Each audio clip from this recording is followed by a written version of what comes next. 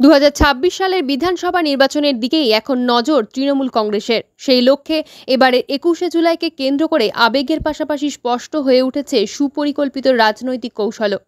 দলনেত্রী মমতা বন্দ্যোপাধ্যায়ের ডাকে ধর্মতলা চলো কর্মসূচিকে সফল করতে জোর কদমে ময়দানে নামছে শাসক দল।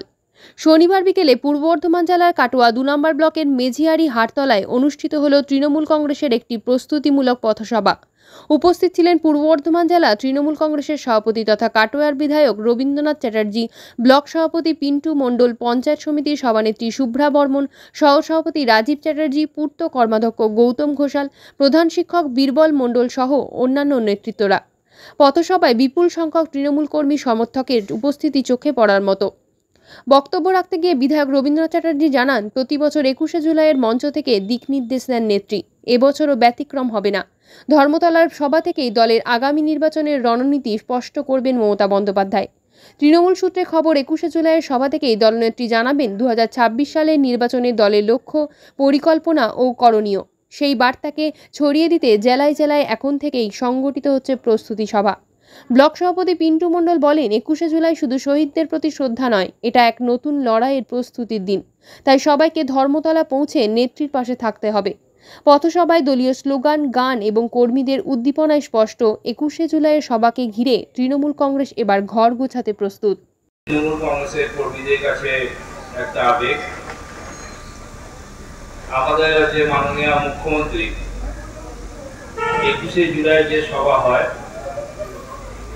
সেই সভা ইচ্ছা করলে ব্রিগেড দণ্ডেও করতে পারতেন, কিন্তু একটা আবেগের বশেই তিনি একটা নির্দিষ্ট জায়গায় ধর্মতলায় সেই সভা প্রত্যেকবারই করে থাকেন।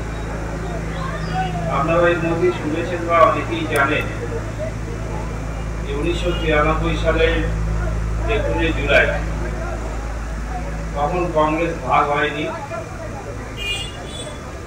মাননীয় মুখ্যমন্ত্রী তখন পশ্চিমবঙ্গ যুব কংগ্রেসের সভানেত্রী। তখন দেখা যেত কোনো ভোটারই ভোট দিতে পারতেন না। সিপিএমের যারা কর্মী এবং গুন্ডা, তারা বুথটা দখল করে রাখতো এবং সব ভোটই দিয়ে দিত। ফলে মানুষের ভোটে সরকার নির্বাচিত হতো না। সেই সুবাদে মাননীয় মুখ্যমন্ত্রী ভোটার কার্ডের সঙ্গে ফটো আইডেন্টি কার্ড, যার মাধ্যমে ভোটারের যে পরিচয়, সেই পরিচয়টাও নির্দিষ্ট করে জানা যাবে, তার দাবি তুলেছিলেন। কলকাতায় সেদিন 7টা পয়েন্টে জমায়েত ছিল। আমরা যারা বর্ধমান তখন ভাগ হয়নি, বর্ধমান জেলা থেকে গিয়েছিলাম, স্ট্যান্ড আমাদের সমাবেশ ছিল।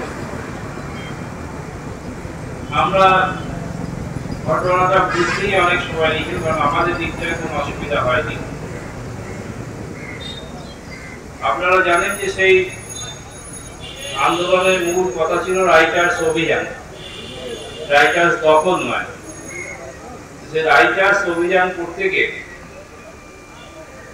প্রকৃতপক্ষে তখন জ্যোতি বসুর সরকার, তারা ভেবেছিলেন হয়তো সামান্য কিছু মানুষ মমতা ব্যানার্জি যাকে এই আন্দোলনে যোগ দেবে।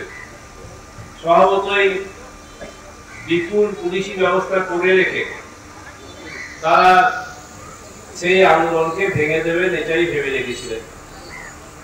কিন্তু দেখা গেল যে লক্ষ লক্ষ মানুষ মমতা ব্যানার্জি যাকে সেদিকে কলকাতায় জমায়েত হয়েছে। যাতে তৃণমূল কংগ্রেস সরকার থাকে, তার জন্য আমাদের সবাইকে চেষ্টা করতে হবে। আর 21শে জুলাই আমাদের সবাইকে যে যেভাবে পারবে ধর্মতলায় হাজির হতে হবে। আমি আশা করি যে আপনারা সবাই অন্যান্যবার যেভাবে ধর্মতলায় হাজির হন, সেইভাবেই হাজির হবেন এবং মাননীয় মুখ্যমন্ত্রী যে ডাক সেই ডাকে সাড়া দেবেন। সবাইকে ধন্যবাদ। পক্ষ থেকে কি সভা করলেন? কাটোয়া 2 নম্বর ব্লক তৃণমূল কংগ্রেসের পক্ষ থেকে 21শে জুলাইয়ের সমর্থনে আজকে মেজুরি হাটতলায় আমাদের পথসভা হলো। এই পথসভায় মূল বক্তা ছিলেন আমাদের বিধায়ক রবীন্দ্রনাথ চ্যাটার্জি মহাশয়। আমরা এলাকার মানুষ, আমাদের সমর্থক এবং পথ চলতি বিভিন্ন মানুষকে আমরা আহ্বান ডেকেছি যে 21শে জুলাই ধর্মতলায় সবাই সমবেত হবে যাওয়ার জন্য। বলছি 21শে জুলাই কি বার্তা, মূলত কি বার্তা নিয়ে এগুচ্ছেন? আমরা তো বার্তা নিতেই যাব। মাননীয় মুখ্যমন্ত্রী মমতা বন্দ্যোপাধ্যায় ওখানকার মূল বক্তা, উনি যে দিশা দেখাবেন আমরা তার পথ ধরেই এগিয়ে চলব। কত সংখ্যক কর্মী এখানে আশা করছেন ব্লক থেকে যাবে, আপনার ব্লক থেকে? আমরা আমাদের কাটোয়া 2 নম্বর ব্লকের 128টা বুথ আছে। আমরা চেয়েছি যে প্রত্যেকটা বুথে যেন কমপক্ষে 50 জন কর্মী ধর্মতলার উদ্দেশ্যে যাত্রা করে। বেশিরভাগই ট্রেনে যাবে বা ব্যক্তিগত? আমাদের সবাই ট্রেনে যাবে, ব্যক্তিগত কোনো গাড়ি নাই, আমাদের সবাই ট্রেনে যাবে। আমরা বলেছি যে যারা ট্রেন ধরতে পারবে না, দূরে ট্রেন লাইন থেকে দূরে, তাদেরকে আমরা বাস দিয়ে তাদের ট্রেনের স্টেশনে পৌঁছে দেবো এবং তারপরে যখন তারা ফিরবে তখন আমাদের বাস থাকবে, সেই বাস তাদের বাড়িতে পৌঁছে দেবে। বলছি সামনে 26শে বিধানসভা, তার আগে 21শে জুলাই কীরকম আবেগ হচ্ছে আপনাদের? আমাদের আবেগ নয়, সারা পশ্চিমবাংলার আবেগ। কারণ আমরা যা দেখছি যে সারা পশ্চিমবাংলার মানুষ চাইছে যে পুনরায় মমতা বন্দ্যোপাধ্যায়কে পশ্চিমবাংলার মুখ্যমন্ত্রী করতে হবে।